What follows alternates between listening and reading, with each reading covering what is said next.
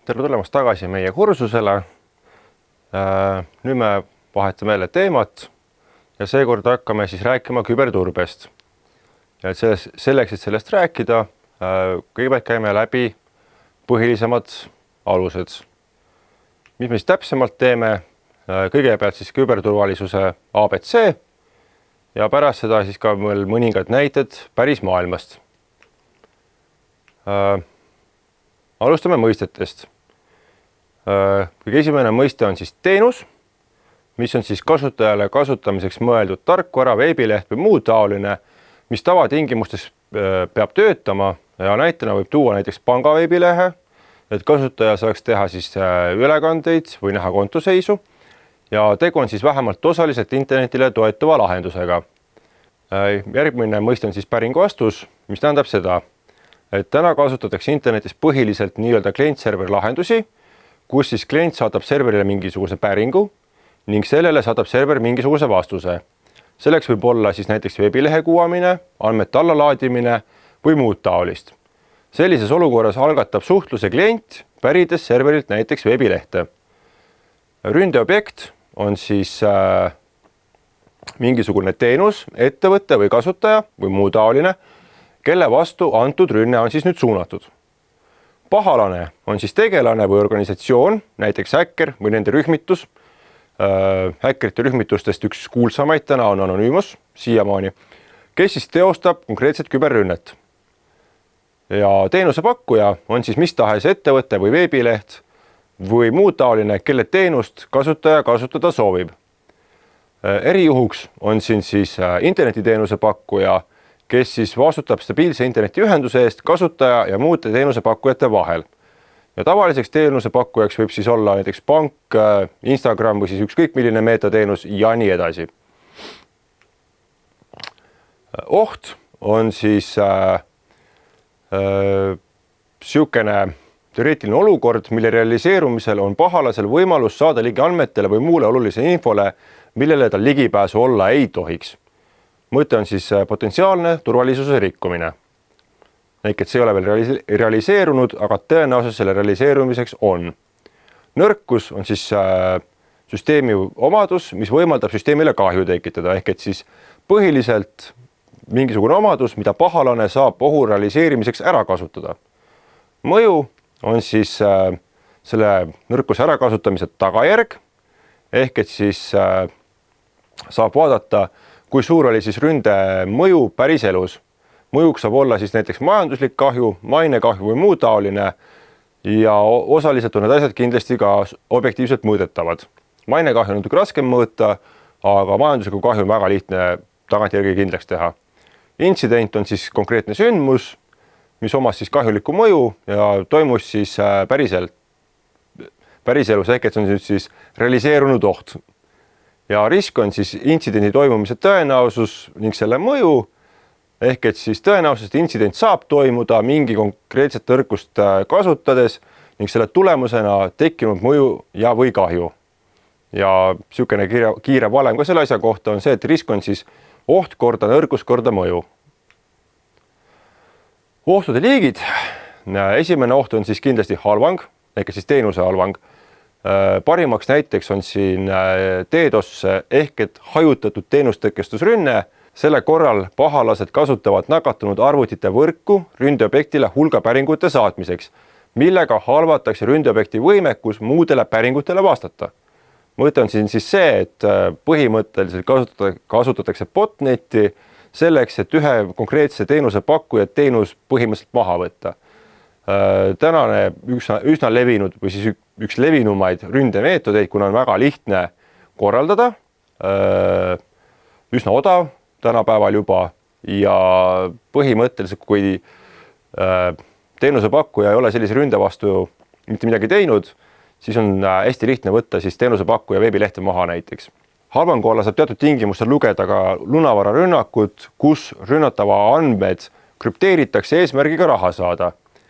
Ning seni, kuni lunavarast pole lahti saadud, ei saa ka ründeobjekt oma tavapärast teenust osutada. Järgmine moment on siis, või järgmine oht on siis modifitseering ehk võltsing, kus siis Heaks näiteks on siis näiteks GPS-i spoofing, kus ründaja muudab ründeobjektile saadetavaid GPS-i koordinaate selliselt, et ohver arvab ennast olema täiesti kuskil mujal, kui ta tegelikult on. Ja siia alla käivad ka natukene erinevad võltsaidid, kus ohvrile siis tundub, nagu ta kasutaks õiget veebilehte, aga tegelikult on pahalase loodud saidil.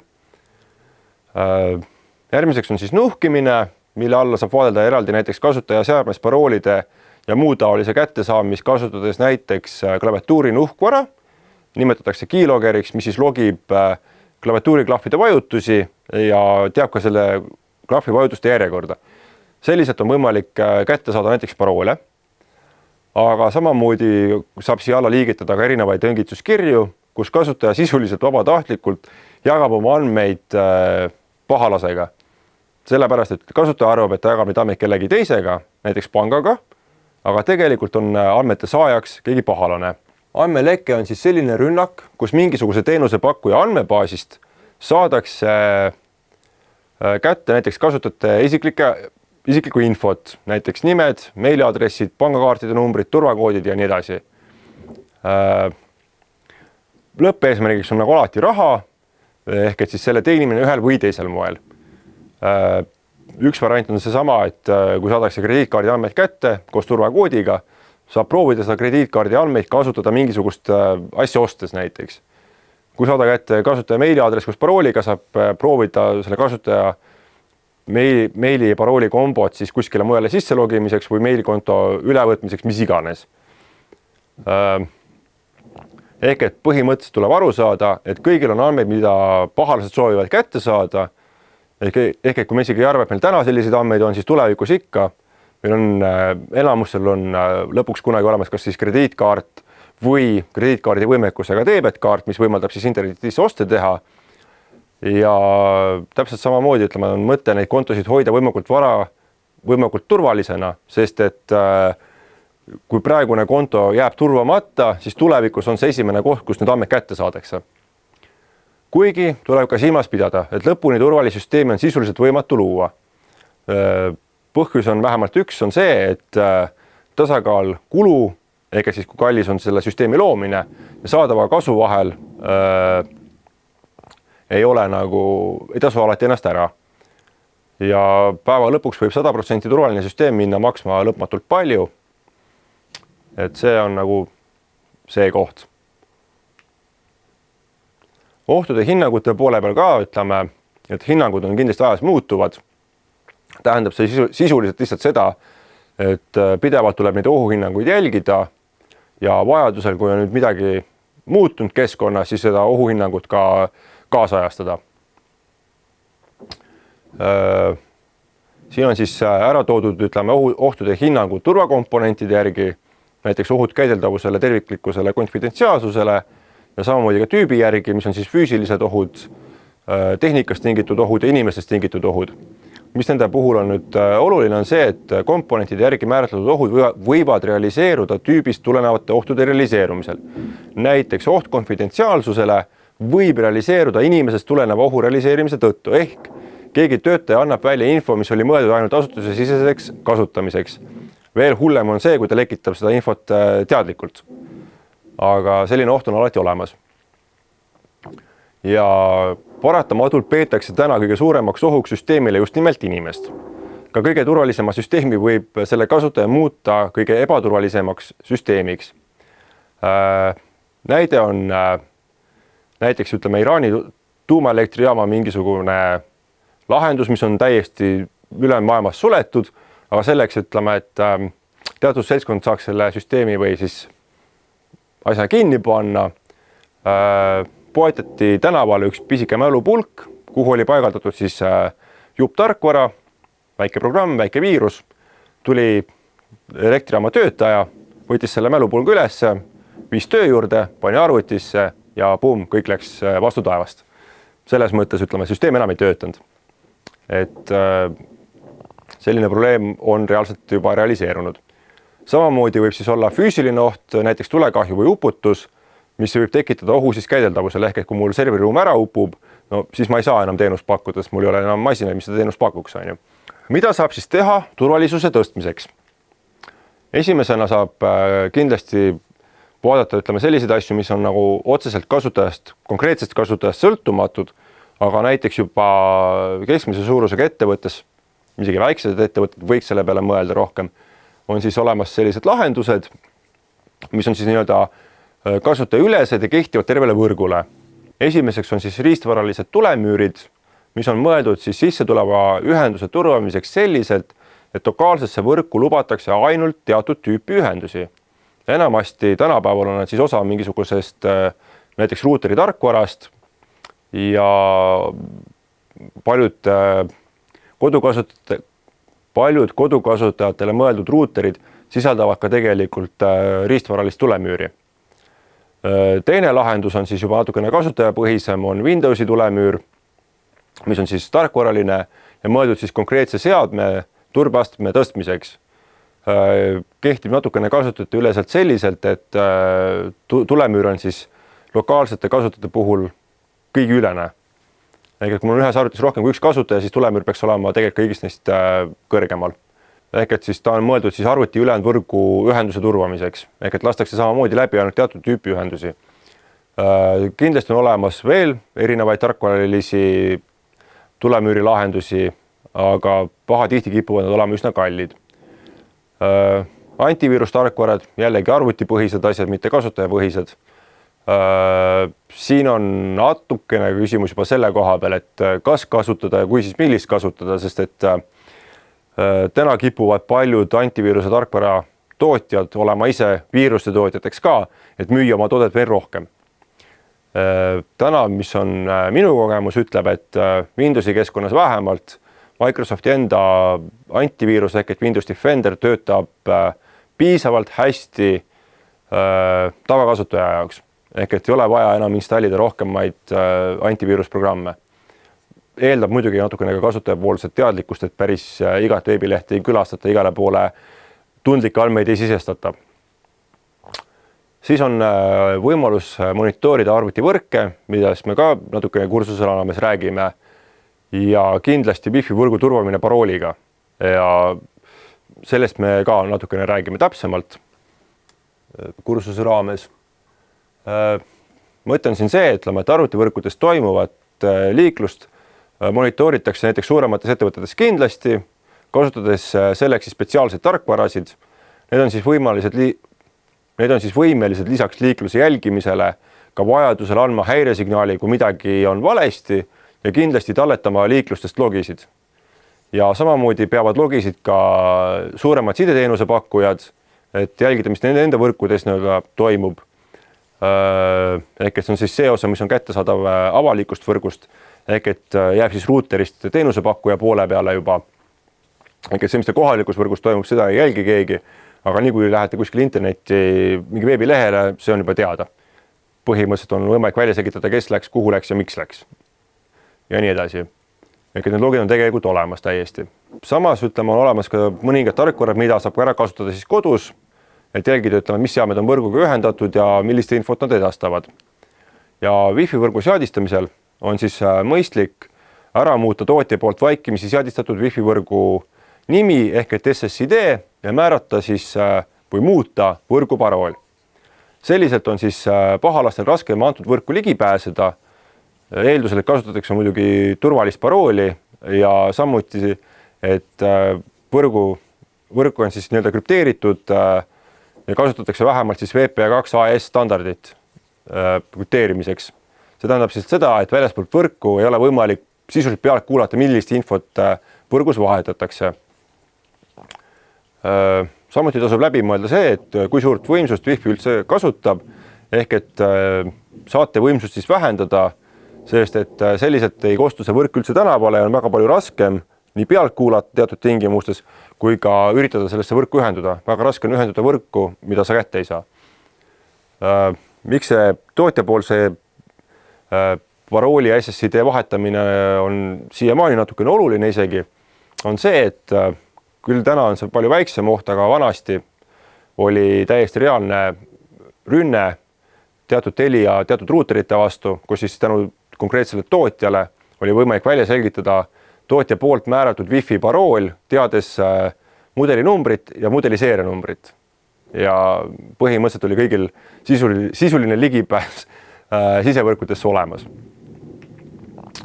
Nii, nüüd siis ka kasutajast sõltuvad lahendused, ehk et mida igaüks ise saab ära teha selleks, et nende elu internetis, koduses võrgus, sealhulgas ka nutikodus, oleks palju turvalisem. Esimene asi on siis turvalised paroolid. Mida tähendab täna turvaline parool? Kehtib hetkel täna, mitte 10 aasta pärast. Turvaline parool on siis selline, mille pikkus ületab täna siis vähemalt 16 tähemärki. Et nüüd ei ole enam oluline, kas me kasutame suur-väiketähti või me kasutame erisümboleid, kuna sellise pikkusega parooli nii ehk nii lahti murda on liiga keeruline, see võtab liiga palju aega, et olla täna majanduslikult mõistlik. Vähemalt tavakasutaja vaatest ütleme, et tavakasutaja parooli lahti murda jõuga ei ole täna enam mõistlik. Ise toon näiteks seda, mida mina teen, minu paroolid, eriti sellistes keskkondades, millele ma kindlasti tahan, et keegi ligi pääseks, on parooli pikkus vähemalt 20–25 tähemärki, kindlasti sisaldavad suur-väiketähti, numbreid, erisümboleid ja selliseid paroole peaks vähemalt kirjade järgi olema täna praktiliselt võimatu lihtsalt lahti murda. Samamoodi võib täna paroolis kasutada mingit kergesti meeldejäävat fraasi, eriti eestikeelseid, sest et isegi sellise ründetüübi puhul nagu sõnastikurünne, kus siis üritatakse erinevaid sõnu paroolidena proovida, on selliseid fraase juba, niivõrd pikki fraasi juba väga raske ära arvata. Samamoodi on see, et täna enam tegelikult ei soovitata sundida kasutajaid paroole iga teatud aja tagant vahetama, kuna siis sellisel juhul kipuvad kasutajad minema lihtsama vastupanu teed ja kasutatakse eelmisega sarnaseid paroole. Näiteks, kui eelnev parool oli minu parool 1, nüüd see muudeti minu parool 2. Et siin ei ole väga suurt erinevust tegelikult. Ja ründe puhul samamoodi ütleme, et tegelikult ju muutus üks sümbol ja kui ma juba esimest tean, on mul lihtne teist ära arvata. Samamoodi järgmine osa on siis paroolide korduvkasutuse vältimine, mille mõte on siis see, et iga parool, mida kuskil kasutatakse, või siis iga koht, kus sa konto lood, peaks olema uue parooliga, mida pole kuskil mujal varem kasutatud ja mida hiljem ka kuskil mujal ei kasutata. Sellepärast, et juhul kui pahalane peaks mingil põhjusel kätte saama konkreetse teenuse pakkuja käest sinu kasutaja nime, milleks võib olla ka emaili aadress ja parooli antud keskkonda sisenemiseks, siis saab ta ainult antud keskkonda ligi.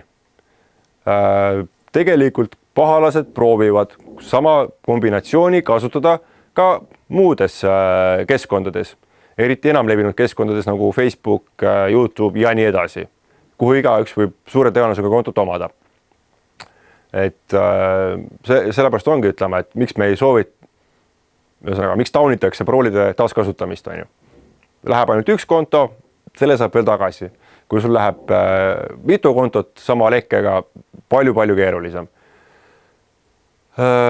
Tavaliselt lekivad parooli mõne teenusepakkuja käest, kes paroolide ja kasutajanimede hoidmiseks ei kasuta väga turvalisi lahendusi. Ning selliselt levib siis korraga tavaliselt 10 000 kirjeid. Ning kui pahalane on need siis kätte saanud, nagu ma ütlesin, siis neid proovitakse ka mujal kasutada. Ja eesmärgiks on siis leida võimalusel antud kasutaja raha endale saamiseks moel või teisel. Et näiteks, kui sul on Google'iga seotud, ütleme, pangakaart, pahalane saab su Google'i kontole ligi, no see kaart tehakse suure kiirusega tühjaks. Samamoodi siis on võetud sarnaselt üle näiteks inimeste Facebooki kontosid ja mitte ainult, on ju. Soovitus on kasutada parooli haldureid, kuigi ka nende kasutamisega on omad riskid ja ka nende vastu on ründeid tehtud ja on andmeid kätte saadud. Siis on järgmiseks vahendiks on kindlasti mitmetasemelise autentimise kasutamine. Tähendab see siis seda, et õigem oleks siis alustada sellest, ütleme, et kui varasemalt oli meil olemas ainult 2-tasemeline autentimine, kus siis näiteks kasutaja meilile saadeti mingisugune kinnituskood, siis on täna olemas juba mitmetasemeline autentimine. Ühesõnaga, 2-tasemeline autentimine täna ei ole enam piisavalt turvaline, kuna pahalasel võib olla ligipääs ka meilikontole näiteks. Mitmetasemelise autentimise juures on juba see, et igat taset on juba väga-väga ebatõenäoline, et on pahalasel ligipääs. Tasemelise autentimise lahendused kasutavad näiteks siis lisaks näiteks meilile kinnituskoodi saatmisele ka telefonis olevat autentimise rakendust, kuhu genereeritakse näiteks 6-kohaline kood, mis tuleb sisse logimisel sisestada. Kuigi juba ainuüksi selle konkreetse telefoni rakenduse kasutamine, lisaks siis kasutajanime ja parooliga autentimiseks on tegelikult 3-tasemeline autentimine. Kõigepealt on meil siis parool, mida pahalane ei pruugi teada. Teiseks on see nutiseade, mis peaks olema alati minu käes. Ja kolmandaks on siis rakenduses olev kood. Ehk et neid 3 on vaja selle jaoks, et kuhugi sisse logida. Täna siis kõige turvalisem, kuna pahalasel on väga väike tõenäosus kõigile 3 või siis enamale ligipääsuks. Järgmine punkt on siis tundmatute veebilehtede vältimine. Põhjus on hästi lihtne, teatud veebilehed võivad kasutaja arvutisse paigaldada mingisugust pahavara, millega üritatakse näiteks kasutaja järgi nuhkida. Jällegi, põhjus on hästi lihtne, saada kätte mingisugused andmed, mille pealt on võimalik teenida raha. Siin on muidugi see nüanss, et mitte iga tundmatu leht ei ole oht ja paraku on oht ka see, et ka tuntud lehed võivad teatud oludes sattuda küberründe alla ja kus tulemus on siis lõpuks sama, ehk et installitakse kasutaja arvutisse mingisugune pahavara. Põhimõtteliselt on siin kõige mõistlikum kasutada sisetunnet ja vältida lehti näiteks, kus on üleliia palju reklaame või eelkõige, mis lubavad asju, mis on liiga head, et olla tõsi. Paraku siiamaani tasuta lõunaid veel ei ole olemas. Eriti mitte sellises maailmas. Samuti kindlasti on väga oluline vältida tundmatute seadmete kasutamist. Mõte selles, et kui ma leian näiteks tänavalt või kuskilt mujalt avalikust ruumist, mis tahes seadme, on see siis mälupulk, mingi muu andmekandja, nutiseade, ei tasu seda, ütleme, kodus proovima hakata. Ja selliste seadmete kodudes võrku ühendamisel saab teenusepakkuja kindlasti teada näiteks nutiseadme asukoha, võib saada vähemalt. Ja samamoodi siis kas antud nutiseade või siis andmekandja võib sisaldada ka pahavara, mille eesmärgiks on siis kasutajale kahju tekitamine.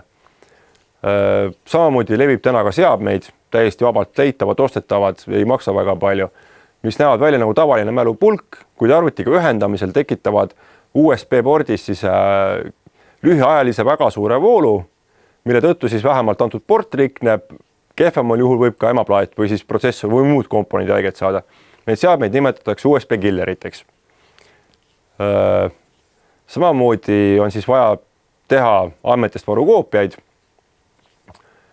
Varukoopiatega on siis mitu asja. Esimene on see, et vähemalt tööstustasemel kehtib 321 reegel, mis tähendab siis seda, et kõikidest andmetest peaks olema vähemalt 3 koopiat, millest 2 oleks erinevat tüüpi salvestusseadmetel.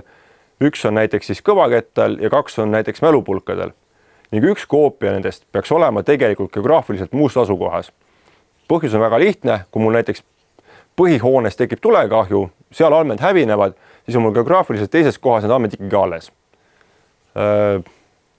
Tavakasutajale, ütleme siis, piisab tegelikult mõne pilveteenuse kasutamisest, kas siis Google Drive, OneDrive, Dropbox, need on veel, kuna seal tekib varukoopia teenusepakkuja pilve nagunii. Tööstuslikult see ei sobiks, kuna enamasti ei taga teenusepakkujad andmete säilimist ning teenuse jätkumist ka tulevikus. Tehniliselt ei ole siis pilvelahendused otseselt ka mõeldud varukoopiate tegemiseks, vaid töö jagamiseks teiste inimestega, aga kuna see koopia nagu nii tekib, siis vähemalt tavakasutajale on see täiesti okei, kuna pilveteenused enamasti vähemalt suured jälgivad ise ka seda 321 reeglit andmete hoiustamisel, aga jah, garantiisid ei ole selle koha peal. Ja tarkvarade ajakohasena hoidmise all peab siis silmas pidama ka Windowsi või siis mõne muu operatsioonisüsteemi uuenduste paigaldamist võimalikult kiiresti. Me kõik teame, et sellel on pahatihti probleeme, aga seda tasub ikkagi teha. Ja samamoodi siis kehtib ka rakendustarkvarade puhul. Põhjus on tegelikult hästi lihtne, et vahete vahel leitakse ka siis rakendustest või siis operatsioonisüsteemidest mingisuguseid turvavigu, mida siis need uuendused paikavad, aga kui neid paikasid ei ole installeeritud konkreetsesse masinasse, siis pahalased saavad neid turvaauke oma halbade kavatsuste elluviimiseks ära kasutada. ja nüüd siis näiteid elust enesest. Clickjacking. Clickjacking is when you click something, your device gets hijacked. Imagine a girl looking for the latest movie releases, so she's browsing a pirated movie site, and then she clicks on a button that looks like a play movie and download button. But actually, a hacker can put an invisible button on top of that play button, like permission to turn on your webcam and microphone. Now the attacker can watch and record her every move without her knowing. Even the hacker can either use it for blackmail, sell it online, or keep it as a personal collection. Phishing. Phishing is when a hacker pretends to be someone trustworthy to trick people into giving up sensitive info. For example, you might get an email that looks exactly like it's from your bank and asks you to click a link to fix the problem with your account. But the link actually takes you to a fake site that looks real. Once you enter your username and password, the hacker gets them instantly, and then the hacker can sell your data on the dark web or do something like identity theft. Identity theft. Identity theft is when a hacker steals someone's personal information and pretends to be them. Let's say a hacker finds your full name, address, date of birth, and phone number with a phishing method. With just that, they can open a credit card in your name or apply for loans. Since the info matches, the loan gets approved, and the real person has no idea until debt collectors start coming. Credential stuffing. Credential stuffing is when hackers take stolen usernames and passwords and try them on another platform. Because many people reuse the same login details everywhere, a hacker may try the same thing on your PayPal or Netflix. If it's the same or similar, they're in without ever needing to hack anything directly. But if you have a different password for each account, this kind of attack becomes useless. DDoS attack. DDoS attack is when a hacker floods a website or server with so much fake traffic that it crashes. Imagine a government website usually gets thousands of visitors a day, but suddenly gets millions out of nowhere. Not from real people, but from thousands of botnet devices across the world. So yeah, of course, the server will slow down and crash. Brute force. Brute force is a method of guessing a password by testing every possible combination until one works. For example, someone might run an automated script that rapidly tries thousands of common passwords to break into your device or email account. The attack works purely by trial and error, so it won't work if your password is unique and complex. And fortunately, many systems now have protections like account lockouts or delays after multiple failed attempts. Eavesdropping. Eavesdropping is when a hacker secretly listens in on a communication between two parties to steal sensitive information. For example, imagine you're at a coffee shop using the free unencrypted public Wi-Fi to send an important email to your boss. Unbeknownst to you, a hacker sitting nearby has hacked the Wi-Fi, so the hacker can easily access any data being sent over the network. Man in the middle. Man in the middle is like eavesdropping, but instead of just listening, the hacker can also change what's being said. Imagine you send a harmless text to someone you know, but the hacker intercepts your message and changes it, so they get the edited message instead. A terrifying example can be a seller discussing a purchase through an email with a client, and when the seller gives his bank account, the hacker changes the message to include his own bank account, so the hacker is the one who gets the payment. Typo squatting. Typo squatting is the practice of using misspelled popular websites to install malware into someone's device. Let's say someone carelessly types the wrong Google domain. When he lands there, it might auto-install cryptojacking malware. It hijacks your CPU and silently mines crypto for the hacker in the background. And in this context, such a method is actually more effective than stealing passwords to do identity theft, because not everyone on the internet is accessing their bank account or PayPal. They could be just browsing randomly. But cryptojacking can utilize everyone's device regardless of what they're doing. Insider threat. An insider threat happens when someone within an organization abuses their access to cause harm. It can be an IT employee who just got fired, but he still has the login credentials. Out of revenge, he logs into the system remotely and plants a hidden script like Logic Bomb that deletes important files after a certain period of time. Social engineering. Social engineering is a manipulation tactic where the hacker exploits human psychology instead of a technical vulnerability. For example, a hacker may drop a few USB drives in a company parking lot. After he left, an employee accidentally found it and saw it had tags that said Salary Bonus 2025 or Confidential HR Reports. So out of curiosity, he plugs it into his work computer. But actually, the USB silently runs a malware program that installs a worm malware. Once infected, it can multiply itself and spreads automatically to every connected device in the office to steal information. SQL injection. Many websites store your usernames and login passwords inside a database. And to get the data from the database, websites use a language called SQL. Unfortunately, some websites aren't properly managed, so hackers can hack with SQL injection method. It's where a hacker uses an SQL command that can trick the site into logging them in as an admin without needing a password, and then they could steal user data or even wipe the database entirely. DNS poisoning. Normally, websites are stored using really long addresses, but thanks to DNS or domain name system, you don't need to remember any of that. But hackers can actually poison the DNS by changing the address of a website you want to visit to a different one. So let's say you type paypal.com, you will land on a fake PayPal website that they already prepared. And when you write down your passwords, it may say error or something went wrong, but actually your credentials have been sent to the hacker. Basically, this is like typo squatting, but worse, because even if you get the name right, you will still go to a fake website in the end. And this can happen after you visit or click something on an adult site, online gambling platform, or pirated movie sites. Drive-by download. A drive-by download is where malware is automatically downloaded onto your device. Usually it's from ads that pop up, and even if you don't click it, it might eventually install a backdoor, which is malware that can bypass the system without inserting a password. And this will likely happen if you use an outdated browser. Cross-site scripting. Cross-site scripting is a method of injecting malicious code into a trusted website. When other users visit the site, the code runs in their browsers without them realizing. For example, imagine a blog about car brands that doesn't properly filter its comment section. A hacker drops a hidden script into a comment section. So when you visit the page, the script activates, making your account automatically make fake comments or even like or dislike the post even though you didn't do it. IoT exploitation. This is when hackers take control of Internet of Things devices, like smart TVs, speakers, or security cameras, and use them for spying. This is common in some authoritarian countries like China, Russia, and North Korea. So a protest organizer might feel safe planning from home, but actually their smart TV might be recording their meetings because it's been hijacked by the government. That's why it's not a surprise when someone gets arrested or simply disappears. Zero-day exploit.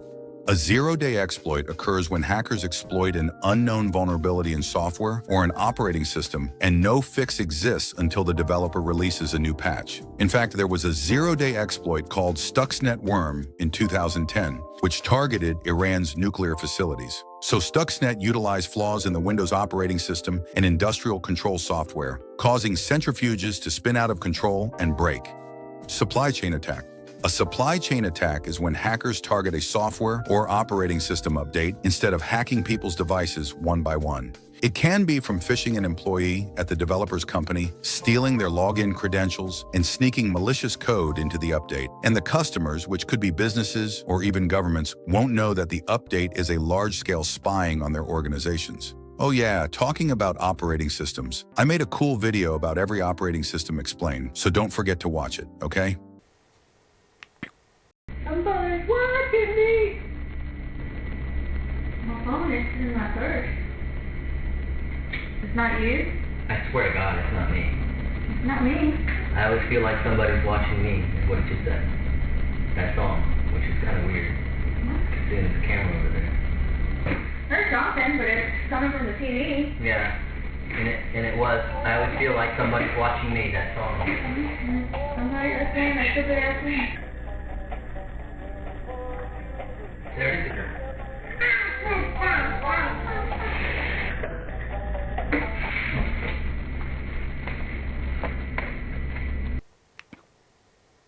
What's your voice code for front door? 1, 2, 3, 4. Unlocking. Hang on. The average UK home has over 10 smart devices. Those are gadgets that can connect to the internet. The obvious ones are laptops and smart speakers, but also printers, webcams, even kettles. Each one of these presents an opportunity to hackers to get access to things they really shouldn't. But what can you do about it? To show the damage they could do, we've set up this house for the unsuspecting Grace with a whole range of smart devices. We've not fiddled with these. These are normal things you'd buy online, then set up a standard, and we're gonna hack them. We scoured the dark web for the most malicious black hat hackers in the country and... Wait a minute. It's Guy from NCC Group. Hello. What are we going to do today? So we're going to use same processes that criminals use to try and hack into these devices to gain control of them and the data that then exposes them. I'm chucking away this smart doorbell. Surely it won't be a threat to me now. So we've got this old doorbell. We're able to take this apart and retrieve the credentials, not only the username and password, but also the Wi-Fi password. And that's still in there even though she's chucked it away and it doesn't look like it's in a good condition. Yes, that information is held permanently on that device. And so once you've got that information, what can you do? We can then log into her Wi-Fi and then do everything on her Wi-Fi that she would normally do, and with the tools that hackers have got, do a lot more. Okay, so what should Grace have done? If it's possible with the device, it needs to be reset. That will wipe the passwords and any credentials that are held on the device. If not, try and destroy it. With a hammer. Absolutely. Excellent. I've set up a smart camera to keep my home secure. Can we get into that? Yes, once we've got the Wi-Fi password, we're in the network. So we can then search the network for all of the devices that are connected, and once we've found the IP address of the device, we can then target it. Grace set a weak password. So she set a password. Yes. But it wasn't enforced that she had to make it strong. There are different programs that you're able to use to brute force the username and password, and you eventually get the right one, and then you can log in and see her feed. And there we go. Typing away without a care in the world. Okay, what did Grace do wrong here? Initially, she didn't go for a trustworthy brand. Secondly, we advise people that when they get these kind of devices into their home, if they can, change the password to something strong. Wireless printers are great. They allow me to share one printer across my whole family, which has been really useful with everyone working remotely. Surely you're going to need all your skills to get into this. Unfortunately not. This printer has a capability called Wi-Fi Direct. No password, you click on the Wi-Fi and you're connected. And then what, you can just print anything you want? Yes. So being able to print things, what's the threat there? You could send threatening letters. Some of these printers that also have the ability to see the print queue. Right. And so you can see whatever other documents have been sent to it or what are currently being sent to it at the moment. Okay, what should Grace have done in this case?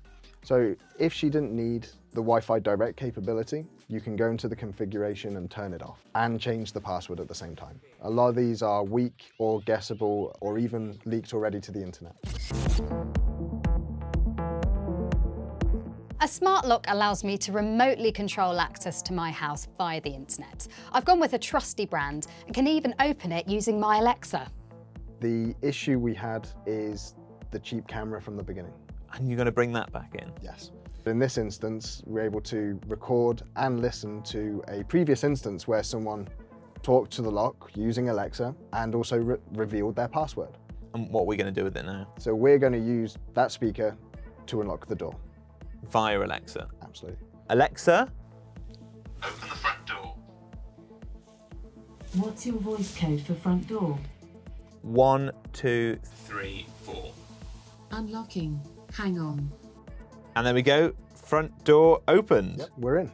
That is scary. Yes. And presumably, because we've got the camera, we know whether or not Grace is in, Yep. sneak in, grab whatever we want. Okay, so it seems like Grace did the right thing. She got a reputable brand of smart lock, but she was let down by that camera. Choosing a cheaper, non-trusted brand was the way that we were able to get into her home. And anything else?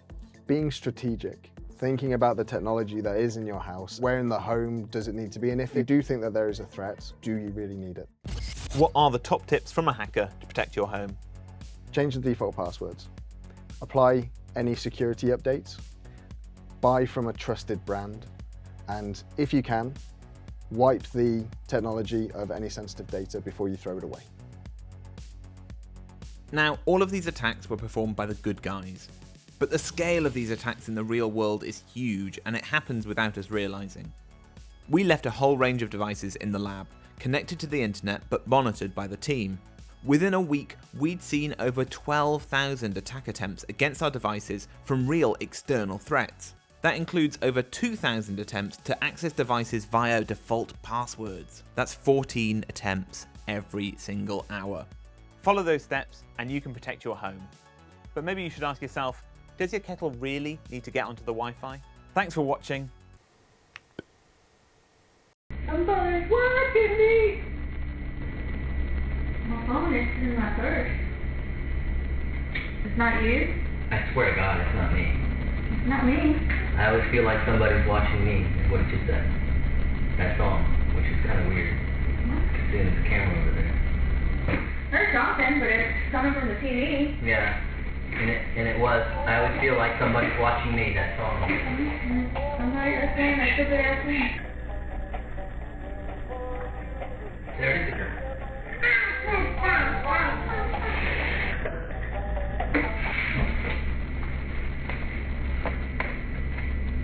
You're crazy, then coming from your camera. It turns out the song was coming from his camera. Someone had hacked the live feed, which included audio controls, and began playing music that, in this context, is pretty disturbing. There are multiple different ways this could have been done. Most camera feeds are broadcasted online through applications that allow anyone to access the camera with proper credentials.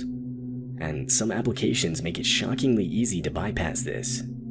Even when they don't, other methods such as phishing and various social engineering attacks can be used to grant someone access. This video isn't the only example of this. There are many other similar videos out there.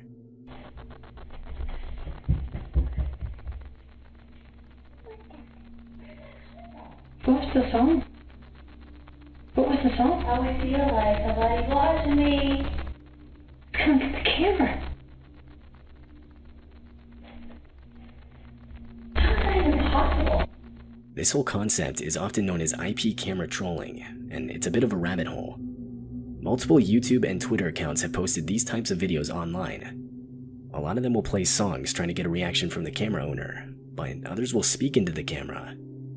For example, they'll comment on what is happening, they'll insert themselves into a conversation, or they'll attempt to spook the camera owner by using a ghostly voice, all in an attempt to garner a reaction. Unknown to the people in the videos, these reactions are then posted online for others to view. A lot of people see it as a harmless prank. It's pretty much known as its own genre of video at this point. There are even tutorial videos out there explaining how to do it. But obviously, done with the wrong intent, and this is much more dangerous. Just to touch the surface, individuals could use access to these cameras to collect images and recordings for blackmail or extortion purposes. I mean, to the room and took out the batteries, now thinking it was just malfunctioning. She decided to review the footage to confirm this, and this is what she saw. This is This is Ring support. Your account has been terminated by a hacker. Pay this 50 Bitcoin ransom or else you will get terminated yourself right now. Someone had hacked into the camera's live feed.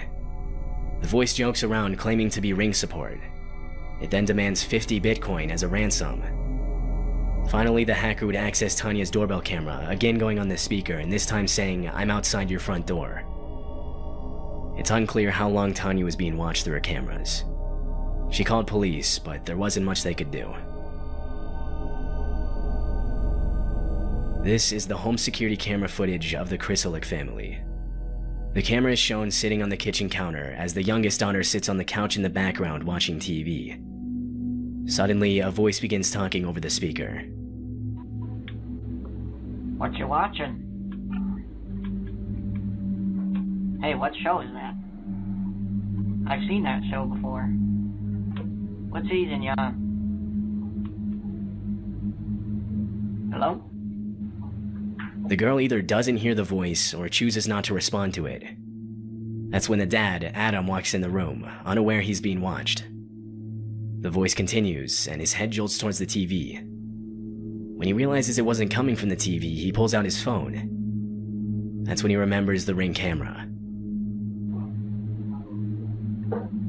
Hello? What are you eating?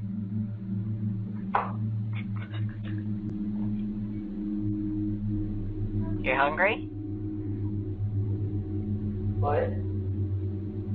Hello? Powering off.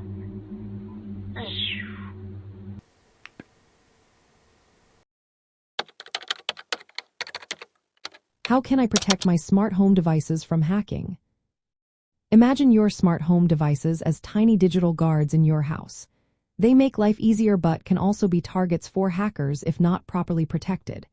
Today, I'll walk you through simple steps to keep your smart home safe and sound. First, know which devices connect to the internet. Not all smart gadgets need to be online all the time.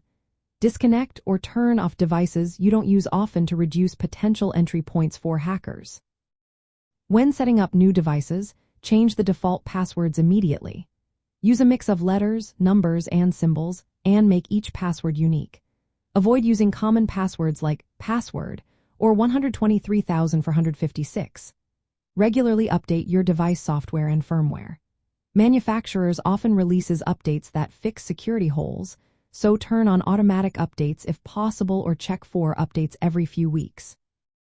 Disable features you don't need, like remote access or voice control, especially if you don't use them. These features can be exploited if left on. Your Wi-Fi network is the backbone of your smart home. Change the default network name and password on your router. Use strong encryption like Wi-Fi Protected Access 2 or Wi-Fi Protected Access 3. Setting up a separate guest Wi-Fi network just for your smart devices is a smart move. It keeps your main devices like computers and phones isolated from potential threats. When shopping for smart home products, pick brands known for good security practices. Read reviews and check if they regularly releases security updates. Some brands are better at protecting your data than others. Consider installing security software that monitors your home network. These programs can alert you if any device behaves suspiciously or tries to connect to unknown servers. Lastly, review your device's privacy settings. Limit what data they share and store. If a device no longer receives updates or seems insecure, it's safer to replace it. Taking these steps may seem small but can make a big difference in protecting your smart home. It's all about creating a secure environment where your devices work for you, not against you. By staying vigilant and proactive, you turn the puzzle of household security into a simple, manageable task. Ja lõpetuseks, mis me tegime täna? Kõigepealt käisime läbi siis küberturbe ABC ehk et põhilised reeglid ja siis natukene vaatasime ka erinevaid näiteid reaalsest maailmast. Tänud vaatamast!